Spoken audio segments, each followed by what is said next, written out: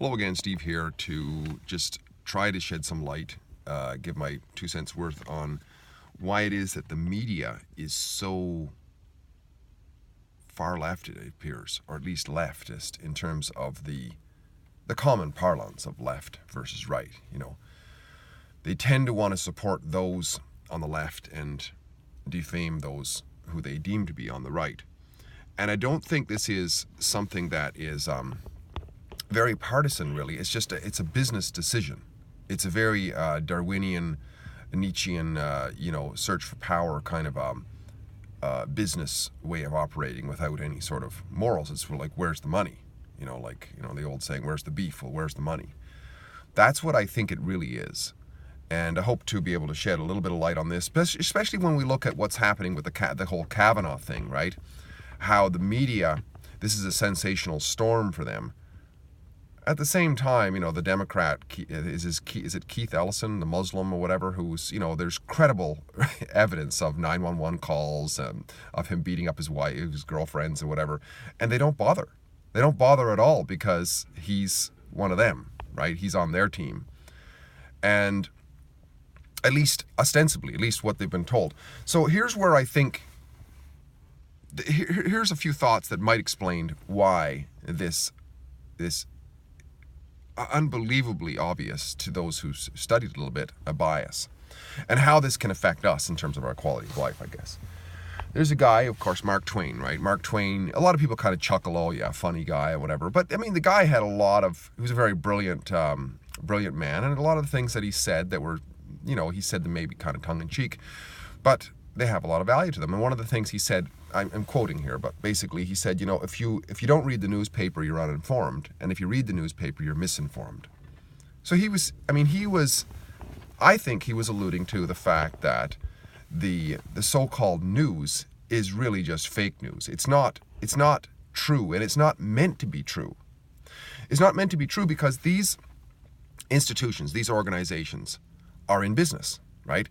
And they're in business to make a buck. They're in business to sell whatever it is they're presenting.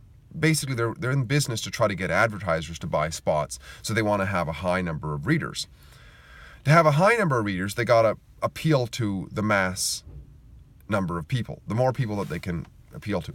And the vast number of people are either mediocre or poor. They're either mediocre or poor. And so by that nature, by that human nature, you might say, they have an element of resentfulness towards those who are successful or rich. And the media is a business model that learns how to exploit that resentfulness. So if you constantly plug, so the right then is seen as those who are successful and those who are rich. And the left is seen as everybody else, the poor, right? And if you see the most virulent version of leftism, which is communism, you might want to correct me if I'm wrong here, but as far as I understand it, when the communists came to Cuba, those who had to flee Cuba, those who were the more rich and successful, they referred to the communists as los resentados, I believe, the resentful ones. They didn't call them communists, they just called them resentful people, which is what they really are, because that's what they want to exploit, right? They want to set up this divide and conquer, and it's always that way. It's just what label they throw at those who are rich and successful. Like back in the day when communism first got going during the French Revolution, the Jacobins, they talked about the bourgeoisie. These were the people who are richer and more successful in the society, and those were the enemies. Now it's white males, because white males happen to pay on net taxes, and they're the ones who produce everything.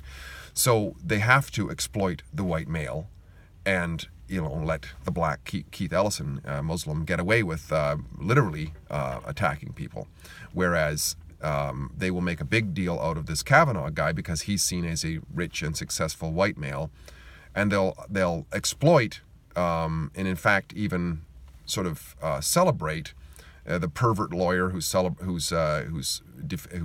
to their aid or whatever it is. That guy reminds me of Kramer's lawyer. Remember Kramer's lawyer in Seinfeld?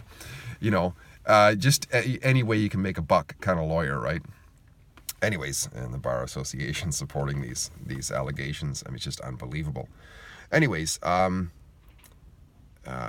so it's not a business about truth. I mean, the news is not about truth. Truth, after all, I mean, truth is a tough one, and I mean, it's not very profitable very often, because it runs smack dab into people's biases, right? I mean, try telling a Muslim that their prophet might have been a child pedophile, or I know that's an oxymoron, but try it, you know, and there's a fair bit of credible evidence towards that, but that's rather inconvenient. It's an inconvenient truth, right?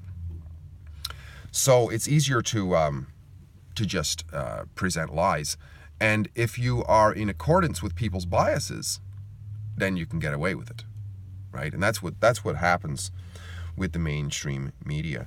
You know, the vast majority of people are hunter-gatherers by nature, and I would say rent seekers. And there's always just a minority who are the true producers, or the farmers, you might say, of anyone's society. And you know, hunter-gatherers are always trying to find the way that they can glean their livelihood off of those who produce, and therefore they're dependent upon the real producers. And when you're dependent on somebody, there's the tendency there could be the tendency to be resentful towards those who can produce better, because there is no equality in humanity. There's no equality in nature. This whole idea of equality is just fake news. It's bullshit, right? There's those who are extremely good at what they do. There's extremely good hockey players. There's extremely good-looking women. There's extremely tall people. There's extremely intelligent people, and there's incredibly stupid people. And those who have a higher degree of aptitude in whatever it is that they're doing, if they're physically very fit and they get a lot of fast twitch muscles in their body, they're going to be good at sports. They're going to be better than the guy who doesn't have that. And if somebody has a lot of brains, which certain people have, they're going to be more successful in life, a lot of intelligence. And if you are in the business of exploiting that difference by telling people that you could be that, but that guy over there is holding you down, then you stir up that tendency to be resentful, that tendency to rent seek, that tendency to be a hunter-gatherer rather than actually produce. And it's a business model that has worked. It worked in the time of Mark Twain, and I'm sure it's worked well before that.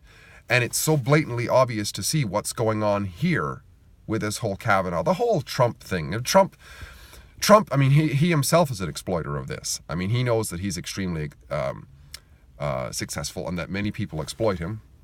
Or sorry, that many people exploit the fact that he is that, and they try to stir up this resentfulness to them.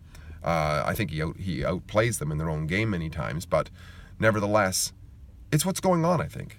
The media is a business, and it's in the business of creating sensationalism.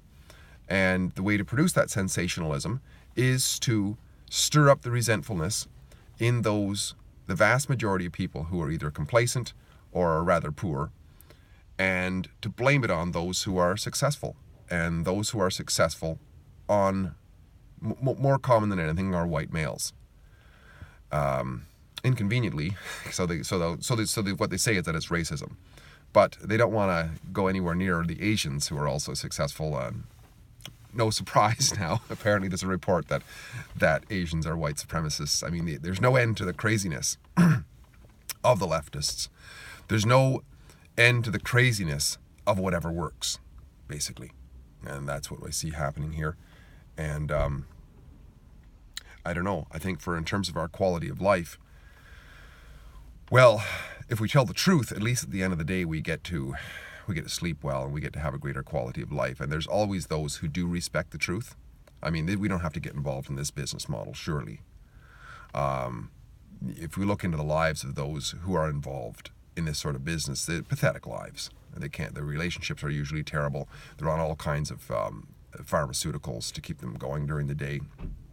And I don't think anybody really likes them. Nobody really respects them. It's all a shallow life. So I would say stick to the truth. Don't believe the news. Take a page out of Mark Twain. Say, well, if you follow this crap, you're misinformed. That's for sure. So read it to be informed about what they're actually doing. Learn about humanity in terms of having a look at what the media is actually doing and just showing their unbelievable bias, right? I mean, if they cared about allegations about sexual improprieties, why wouldn't they have cared about what was going on with Bill Clinton? The truth is they didn't care because he was claiming to be on their side and supporting the downtrodden, which he wasn't. I mean, here's a guy who took millions because of what was happening in Haiti and made out like a bandit. And are the Haitians any better? No, they're not. They're still living in a shithole country. Anyways, Steve here again. Great chatting. If you like what I'm doing, please like, subscribe, and share. We'll talk again soon. Bye for now.